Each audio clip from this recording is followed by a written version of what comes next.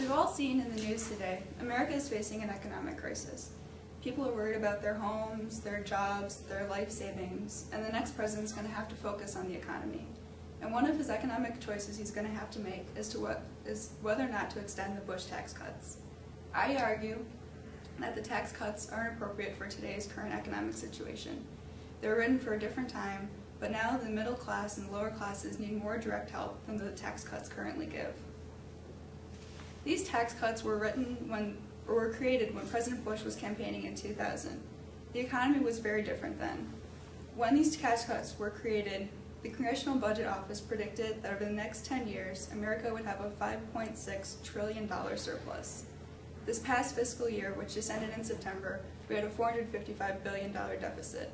Our predicted deficit for this fiscal year is $700 billion. Also, when the tax cuts were created, we weren't fighting any wars. Now we're fighting the war on terror, the war in Afghanistan, and the war in Iraq. So these tax cuts were created for a different economic time, and they were created with an emphasis on the trickle-down theory of economics, which gives more tax breaks to the wealthy, and more tax breaks to the wealthy, which will eventually trickle down to help the middle class. Trickle-down economics believes that if you give tax breaks to the wealthy, they'll increase their investment and consumption, and that'll eventually stimulate growth in the economy. I find three faults with this policy for today's economic situation. The first is that it assumes that the wealthy will increase their investment. Look at the stock market today. It is so volatile, with Dow going down 500 points, 300 points. It's hard to be certain that people will invest in the stock market today. Second, this trickle-down theory assumes that wealthy people will invest in the economy, or will increase consumption, which will help stimulate the American economy. But for that to happen, they have to buy American goods. Look at things that the wealthy people buy. With their cars, their clothing, their shoes, those aren't American goods. So their increase in consumption isn't helping stimulate the American economy.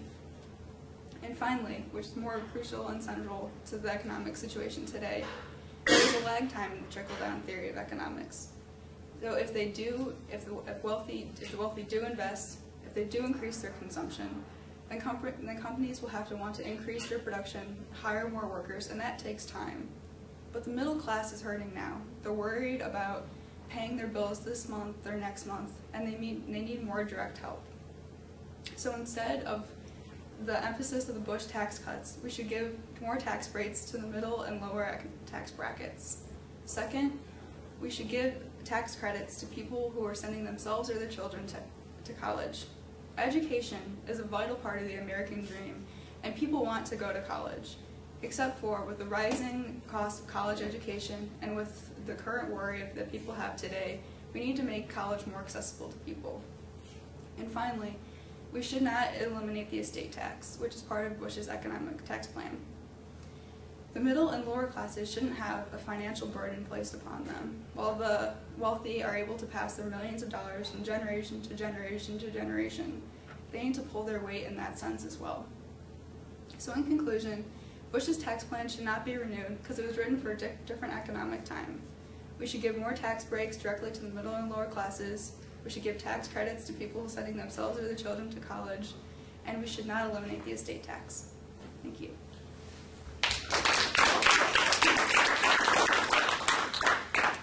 Any questions? Does everyone agree? Well, my speech on Monday is kind of like a counter to that. So, more dialogue then, I guess. Well, yeah, so what is that dialogue? Well, I think I'll just be addressing some of the issues brought up, like such as trickle-down theory of economics, wealthy not carrying weight, things like that, tax revenue, and overseas spending, I guess, which was brought up today, which is an interesting avenue to go. So, if you were having a debate, what would you really zero in on? What I zero in on? Yeah. The fact that the wealthy don't need help now, because I would argue specifically that if if you're saying that the wealthy are not going to stimulate economic growth and that even tax cuts just won't help it, I said they're the ones that are most affected by this economic crisis in large. In fact, that like people have lost like $10 to $20 million like in a day.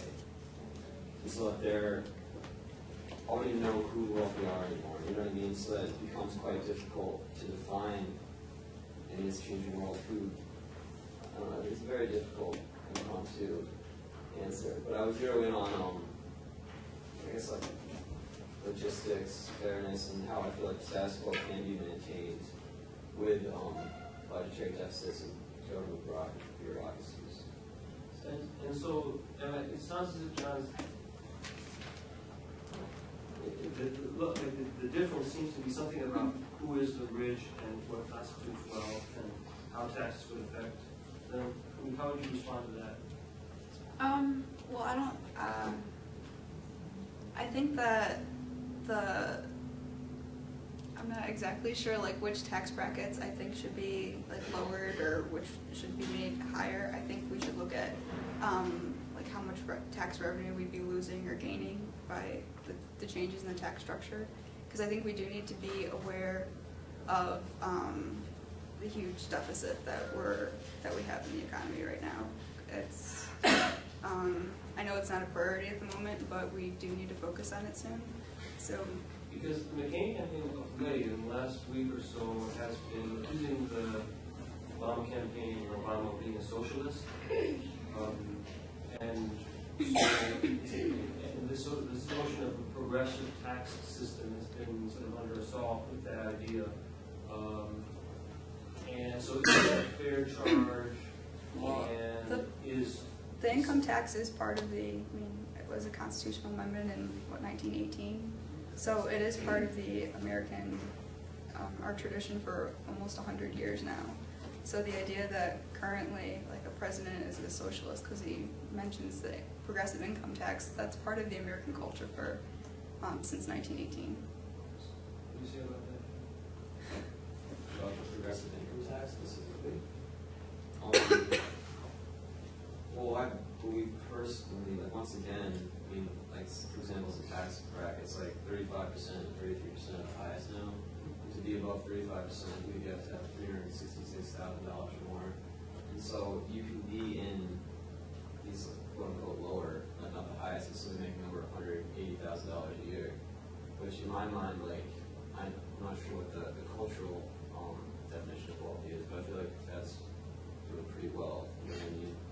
And in terms of income tax, I guess that really comes down to your opinion of centralized versus like centralized government versus uncentralized government. Like, yes, it was amended in 1918, but as we saw, like Americans were not taxed during like our founding, say revolution, even during the Civil War. There was huge issues of taxes. I think like it's like $800 a year or something. Right? Well, couldn't you though make an argument, a historical argument and a proportional argument? Because now the highest tax rate is, what is it? It's at 35. It's 35%, and before it was 39%. Right. And what's happened over the last year is there's been a consistent effort to take that burden off the wealthy, and in order to fund all these new projects and things like the war and everything, we just piled debt upon debt upon debt for future generations. Now, when Reagan came in the 80s, the top tax bracket was 70%. So it seems like in the American economy, it was utterly appropriate for him to wage a campaign to reduce that top bracket, but that now it's really irresponsible to reduce it. Yes. Yeah. But I don't think I should wait till Monday to really. Okay, so that's, I want to, to me, that's a burning issue for us. We want to talk about it. I don't think, no one's arguing to reduce by any means. Well, McCain wants to reduce taxes more. He wants to make the tax cuts permanent. Oh, but I feel like that is what it is now. When you say reduce, I'm thinking like 33% is highest. Do people still believe that 38 is where it should be now? You know what I mean? Like these Americans saying that. I believe that, I don't know, like when it happens, 35 is where that's like how it is now? Or is it going back to 38, would be going up instead of like returning to normal? I guess this is sort of, it's impossible to do this thing in outside of the context because, for instance, if you talk about McCain's platform, he is going to cement those numbers in and carry on the war in Iraq. Which means that in fact he's going to continue the policy of piling up the debt. So really, that's where the rub comes, where you sort of continue the policies of war and taxation and building up infrastructure and so forth. And he's also going to pay down the mortgages of people, right? The $300 billion program, and keep the tax. So he's not going to pay for it. He's going to put that on. So I think that's what you have to address. Okay. Okay. All right. Thanks.